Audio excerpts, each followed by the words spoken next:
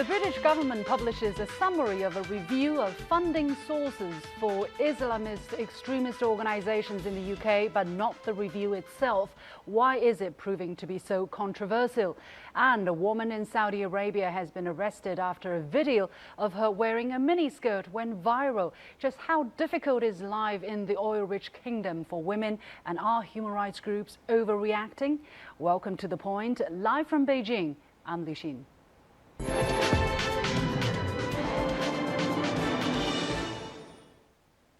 Welcome to part 2 of our special series on anti-terrorism, and our focus today is the UK.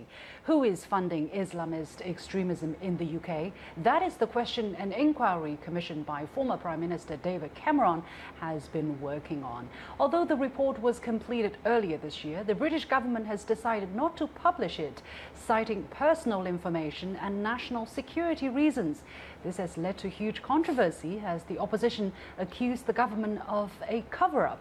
To get the full story, I'm pleased to be joined in London by Jonathan Sacerdoti, a seasoned journalist who covers terrorism-related topics extensively, and in Beijing by Yan Shuai, Executive Chief of Organized Crime Studies of the China Institute of Contemporary International Relations. Gentlemen, welcome to the show. Mr. Sacerdoti, now the summary also reviewed that overseas funding is a significant source of income for a small number of organizations. The opposition parties criticized the government for not identifying which countries the foreign funds originate from, so as to prioritize the protection of the UK's trade and diplomacy, especially in relation to Saudi Arabia, which has been accused of being a major source of funding. Given that the value of the arms Britain sells to Saudi Arabia make it the biggest ever export deal in British history, are you surprised? Good evening, Xin. I guess we could say we're not surprised in some respects. The government has said that it's not releasing the full details of the report and its full findings because, as you say, they point to personal information that might be compromised in that report. But there are also certainly other considerations they would have had, as you say, diplomatic considerations, trade considerations. Also, there's potentially significant material in there for national security, and they won't want to compromise anything which is confidential. Part of that report has had input from MI5, the intelligence services, and that would mean that that part at the very least would be something they wouldn't want to see released.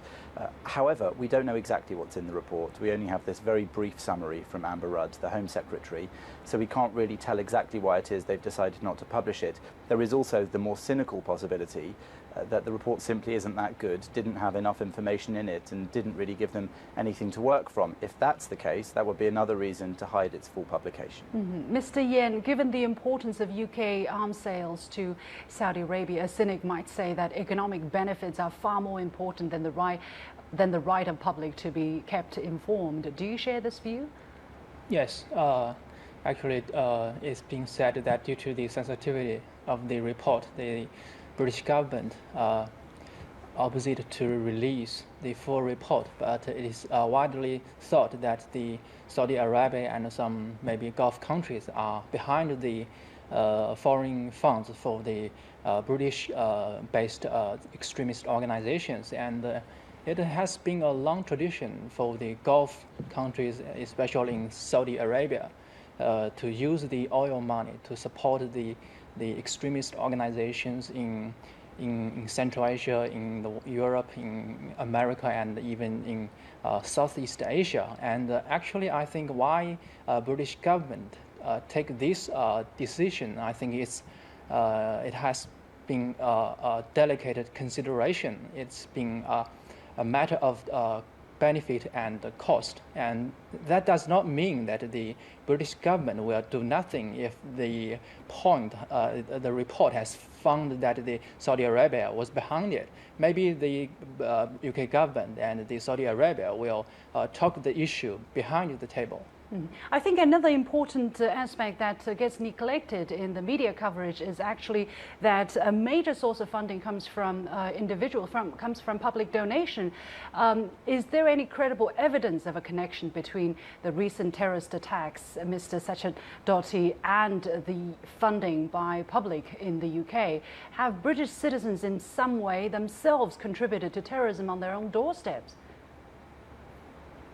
It's important to note what Amber Rudd did say about this report, and she said that it didn't look into those issues. It wasn't specifically looking at terrorism funding, and that is important because it shows the distinction that the government makes, and previous governments have also made, between extremism and terrorism. That is to say, even if a terrorist act is inspired by extremist Islamist ideology, it doesn't mean that they have necessarily previously connected it directly with that ideology where it wasn't, let's say, resulting in violent acts. Now there seems to be something of a shift towards doing that. Theresa May said in the aftermath of the recent terrorist attacks that were carried out in the UK that it was time that we made that connection and that Britain got tough, not only on extremists who are carrying out violent acts, but also on those who are spreading the ideology. And that's where this report could focus, because what we're looking at, for example, is organisations which the report says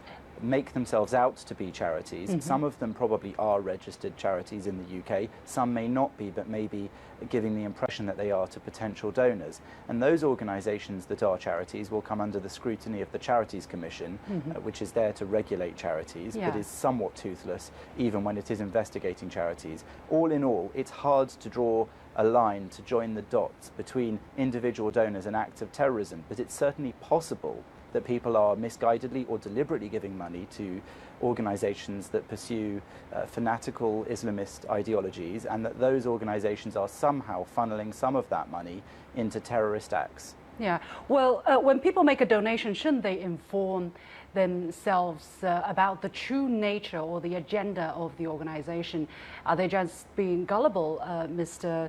Sacerdoti? Charity seems to have been the magic word to make people reach for their pocket. And what's the regulatory responsibility of the government in this regard?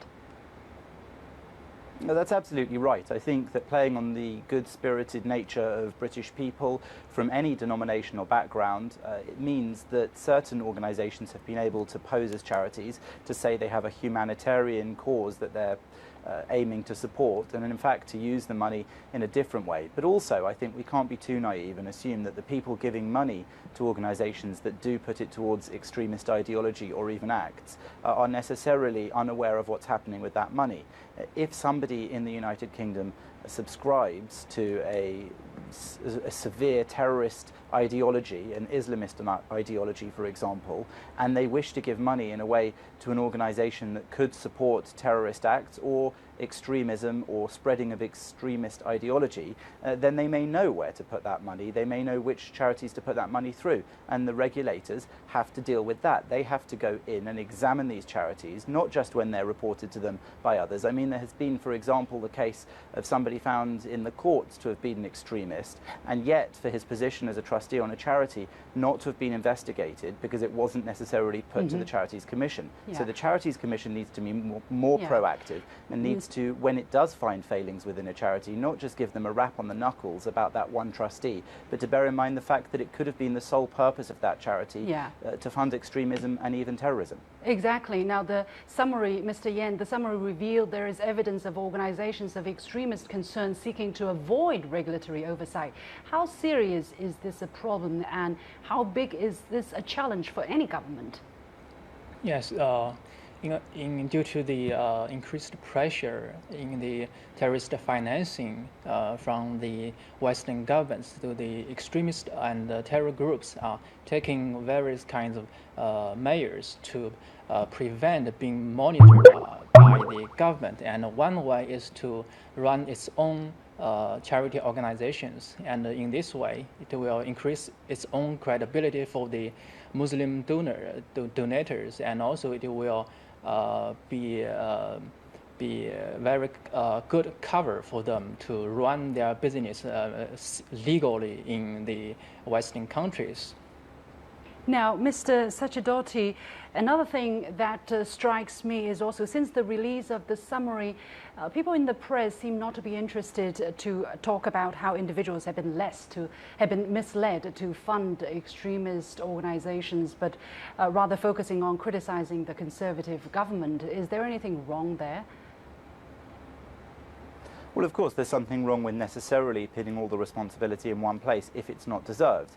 The Conservative government has a job to do, and also speaks quite a tough line when they talk about this, especially in the wake of terror attacks. But whether or not they're following up and doing what's required is another matter. Now, this report not being published could point to the fact that they're doing plenty behind the scenes. This could mean that they are doing what they need to with Saudi Arabia. They're trying, for example, potentially to stop the Saudi funding of mosques in the United Kingdom. Many mosques in the United Kingdom are registered as charities. And then when we look at issues such as the idea of Saudi textbooks or Saudi educational curriculums being used or followed within those mosques or other religious learning institutions in the UK, that's potentially a very big problem for the UK. So hopefully they're dealing with those things in a quiet way. But whether or not this is solely the responsibility of the Conservative Party, one can't know. The Labour Party has its own problems in relation to terrorism, with its leader Jeremy Corbyn having previously called people from Hamas and Hezbollah, Middle Eastern terror organisations, friends, and having invited them into the House of Commons, as he believed that that is friendly, inclusive behaviour. So certainly both parties have plenty of criticism from the outside and from within. Yeah.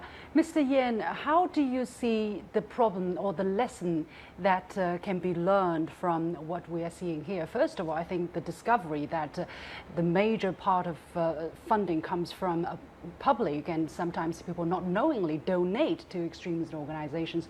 What lesson can be learned from there for other countries, for instance, for China in its fight against anti-terrorism and anti-extremism work?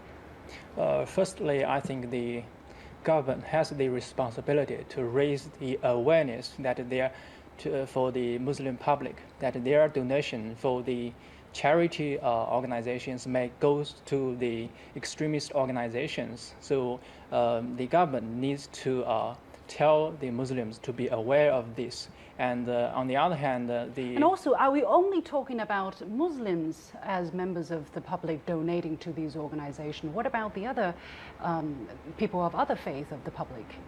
Yes, because in the Islam religion, the donation is one of the fifth pillar of Islam. So the Muslim public are encouraged to donate a certain amount of its money to the needy people, and extremist groups and terror groups also exploit these kind of advantages to encourage and to the Muslims to donate for their organization's operations. And the extremists always said that if you cannot fight to join the jihad, you can donate, and this is one way of joining the jihad. So some Muslims may be encouraged or brainwashed by the extremist ideologies, so as to will give the money to the extremist organization. Yeah, we have to leave it there. Definitely the conversation will go on, I believe. But many thanks to the two gentlemen, Jonathan Sacerdoti, a seasoned journalist and political analyst, joining us from London, and Yen Shuai from the China Institute of Contemporary International Relations.